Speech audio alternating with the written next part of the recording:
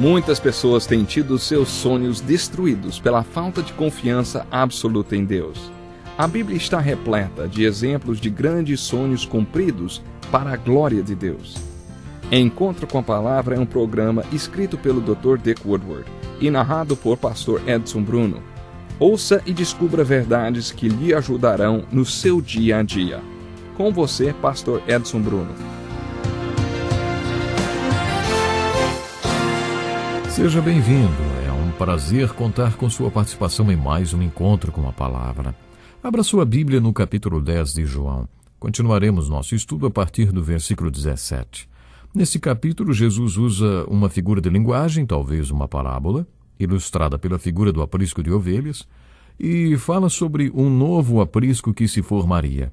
Comentamos com você que é importante rever o capítulo 9 para entender bem o capítulo 10.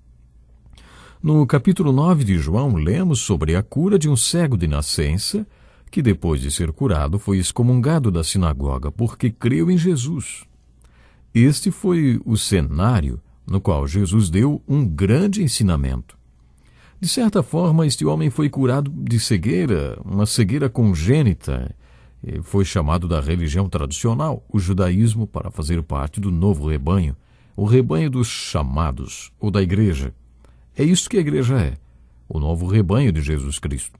Aquele ex-cego de nascença foi chamado do judaísmo para seguir a Jesus. Usando esta mesma ilustração, Jesus ainda falou que muitos pastores colocam suas ovelhas no aprisco para passarem a noite e na manhã seguinte eles as chamam pelos seus nomes. De maneira figurada, Jesus disse que estava chamando suas ovelhas para fora do aprisco, referindo-se às ovelhas que estavam no aprisco do judaísmo. Jesus disse mais: eu as chamo e elas ouvem a minha voz e me seguem. Elas não seguem a voz de estranhos. Os ladrões são aqueles que entram no aprisco pulando seus muros.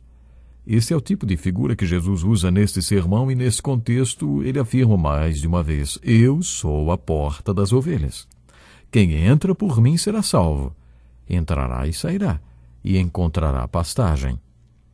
Esta é uma imagem muito bonita que mostra o que significa ir a Deus através de Jesus Cristo e se tornar parte do seu rebanho. No Evangelho de Mateus, ao invés de rebanho, encontramos o termo reino. No capítulo 16 também de Mateus, a referência é a igreja. Ainda nesta mesma figura, em duas ocasiões, Jesus diz: eu sou o bom pastor. O bom pastor dá a sua vida pelas ovelhas. Jesus disse que o assalariado, o pastor contratado, jamais faria isso. Mais uma vez, Jesus se referiu aos líderes religiosos. Eles eram os assalariados que recebiam para orar e que faziam da religião uma forma de ficarem ricos. Sem dúvida, para eles aquilo era uma galinha dos ovos de ouro. Como já dissemos, todo o esquema de comercialização que acontecia no pátio do templo era um grande negócio que acumulou muito dinheiro nos cofres do templo. E por isso, quando Jesus se referiu aos assalariados, estava dizendo que aqueles líderes religiosos só estavam nesse negócio por dinheiro. Todos nós que seguimos ao Senhor, ou que fomos posicionados na liderança da sua obra neste mundo, temos um grande desafio. Em sua primeira carta, no capítulo 5, Pedro advertiu o seguinte: pastoreiem o rebanho de Deus que está aos seus cuidados. Olhem por ele não por obrigação, mas de livre vontade, como Deus quer. Não faça isso por ganância, mas com desejo de servir. Não hajam como dominadores dos que lhes foram confiados, mas como exemplo para o rebanho. Pedro estava falando sobre o mesmo assunto do capítulo 10 de João. Acompanhe comigo a leitura dos versículos 14 a 16 do capítulo 10 de João. Diz assim: eu sou o bom pastor. Conheço as minhas ovelhas e elas me conhecem, assim como o Pai me conhece e eu conheço o Pai e dou a minha vida pelas ovelhas. Tenho outras ovelhas que não são desse aprisco. É necessário que eu as conduza também. Elas ouvirão a minha voz e haverá um só rebanho e um só pastor. Foi neste trecho que paramos no último programa. Vamos retomar agora, a partir do versículo 17. Por isso é que meu Pai me ama, porque eu dou a minha vida para retomá-la. Ninguém a tira de mim, mas eu a dou por minha espontânea vontade. Tenho autoridade para dá-la e para retomá-la. Esta ordem recebi do meu Pai. Jesus estava falando da sua obra mais importante. Durante 3 anos ele ministrou publicamente e já estava em Jerusalém. O cenário da sua obra mais importante nesses 3 anos estava exatamente ali. Como já dissemos, o Evangelho de João possui 21 capítulos. A metade deles fala sobre os 33 anos da vida de Jesus. Na verdade, eles falam muito pouco da fase que vai do nascimento de Jesus até os 30 anos dele, quando iniciou seu ministério, mas se concentram nos 3 últimos anos da vida de Jesus. Agora, a partir do capítulo 12 aos 33 anos da vida de Jesus já foram cobertos, inclusive o seu ministério de 3 anos. Os capítulos restantes são dedicados a falar sobre a última semana da vida de Jesus. Mas por que tantos capítulos dedicados a esta fase? Por que será que ela é tão importante? Os 4 evangelhos juntos somam 89 capítulos. Destes, apenas 4 capítulos falam do seu nascimento e dos 30 primeiros anos da sua vida. 85 capítulos se concentram nos 3 últimos anos, o seu ministério, e 27 capítulos enfocam a última semana da vida de Jesus. Esta última semana é tão importante porque nela Jesus morreu e ressuscitou. Foi neste curto espaço de tempo que Jesus morreu pelos pecados de todo o mundo, pelos seus e pelos meus pecados. No final dos 4 evangelhos e início do livro de Atos, nós, seguidores de Jesus, somos chamados para a grande comissão, para pregar e anunciar o evangelho a todo mundo. Nas cartas de Paulo, por exemplo, em 1 Coríntios, ele apresenta com detalhes o que é o evangelho. Acho que seria constrangedor se o pastor da sua igreja distribuísse papel e lápis para a congregação e pedisse que todos escrevessem a resposta para a seguinte pergunta: o que é o evangelho? Acho que o resultado seria patético.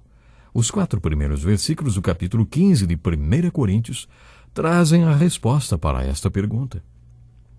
No final desta carta, Paulo escreveu: Irmãos, quero lembrar-lhes o evangelho que lhes preguei, o qual vocês receberam e no qual estão firmes. Por meio deste evangelho vocês são salvos, desde que se apeguem firmemente à palavra que lhes preguei. Caso contrário, vocês têm crido em vão, pois o que primeiramente lhes transmiti foi o que recebi, que Cristo morreu pelos nossos pecados segundo as Escrituras, foi sepultado e ressuscitou no 3º dia segundo as Escrituras. Este é o evangelho explícito que deve ser anunciado ao mundo. É sobre isso que Jesus está falando nos versículos 17 e 18. Por isso é que meu Pai me ama, porque eu dou a minha vida para retomá-la. Ninguém a tira de mim, mas eu a dou por minha espontânea vontade. É interessante observar, entretanto, que em nenhuma passagem do Evangelho de João, em todo o Evangelho de João, Jesus alegou fazer qualquer coisa sozinho. É impressionante isto. O que percebemos no Evangelho de João, através das declarações de Jesus, é que ele nunca fez nada sozinho. O Pai fez tudo nele e através dele. Cada palavra que falou, cada milagre que operou, qualquer coisa, o Pai era a fonte de tudo, o poder por trás de tudo e o propósito de tudo. Mas, neste caso, nesses versículos que acabamos de ler, Jesus afirma que fará algo. Por isso é que meu Pai me ama, porque eu dou a minha vida para retomá-la. Ninguém a tira de mim, mas eu a dou por minha espontânea vontade. Tenho autoridade para dá-la e para retomá-la. Esta ordem recebi de meu Pai. Também não quer dizer que Jesus estivesse dizendo que ia fazer qualquer coisa independente do Pai. À primeira vista, pode até dar essa impressão. Jesus tinha autoridade e a ordem do Pai para fazer isto. E, é claro, o Pai operou em Jesus e através de Jesus. Ele e o Pai, Jesus declarou mais adiante, são um. E com isso, Jesus quis dizer que tudo que ele dizia, fazia e era uma expressão da sua unidade com o Pai. E tudo isso fica empolgante para nós quando começamos a refletir sobre o que é fé, porque quando Jesus fala sobre o rebanho que estava formando, ele diz que ele e o Pai são um. Por isso, ele conhece suas ovelhas e elas o conhecem. E a união de Jesus com suas ovelhas é a mesma que ele tem com o Pai. Sabe, é maravilhoso entender que podemos ser um com Cristo, o Cristo que era e ainda está um com o Pai. Por isso é que meu Pai me ama, porque eu dou a minha vida para retomá-la. Ninguém a tira de mim, mas eu a dou por minha espontânea vontade. Jesus estava falando da sua morte e ressurreição. Quando eu morrer na cruz... Bom, Jesus previu sua morte, você deve se lembrar quando conversou com Nicodemos. Era importante que ele deixasse tudo bem claro para Nicodemos. Ninguém jamais subiu ao Pai, a não ser aquele que veio do céu, o Filho do Homem. Da mesma forma como Moisés levantou a serpente no deserto, assim também é necessário que o Filho do Homem seja levantado, para que todo que nele crer tenha vida eterna. Agora em João 10, mais uma vez, Jesus fala sobre a sua morte. Ele não seria crucificado naquela cruz da mesma forma que os criminosos de Roma eram, ou seja, arrastados para a morte. Aquele seria um ato seu, voluntário. Ninguém a tira de mim, mas eu a dou por minha espontânea vontade. Jesus estava falando sobre a sua vida que ele doava, ele dava. Não deveríamos nos surpreender com os versículos 19 a 21 que diz: diante dessas palavras, os judeus ficaram outra vez divididos. Muitos deles diziam: ele está endemoniado e enlouqueceu, por que ouvi-lo? Mas outros diziam: essas palavras não são de um endemoniado? Pode um demônio abrir os olhos dos cegos? Esses versículos encerram esta parte do capítulo 10 de João. A nova sessão começa no versículo 22. Entre uma e outra sessão podem ter se passado alguns meses, mas falaremos sobre isso no próximo programa. Eu gostaria de lhe convidar desde já, porque vamos estudar a partir do versículo 22, que vai ser, sinceramente, muito, muito importante. Como disse, pode ter se passado algum tempo entre os versículos 21 e o 22. Deixa eu encerrar o programa de hoje com uma pergunta. Quem é Jesus no Evangelho de João? Observe o seguinte, em várias ocasiões fica claro que ele é o Messias. E em muitas outras ocasiões fica bem claro que ele é Deus. Não apenas o Filho de Deus, mas Deus, parte da divindade de Deus. E é exatamente esse Jesus que temos a oportunidade de amar e de servir. Não é maravilhoso isso? Ficamos por aqui. Até o próximo programa. Que lição importantíssima.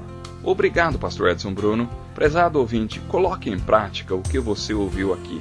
Sem dúvida, sua vida será grandemente abençoada. Este é um estudo escrito pelo Dr. Dick Woodward, na voz do Pastor Edson Bruno. Escreva-nos e solicite o material. Nosso endereço é Encontro com a Palavra, Caixa Postal 2011, CEP 89201-970, Joinville, Santa Catarina. Até o nosso próximo encontro com a Palavra.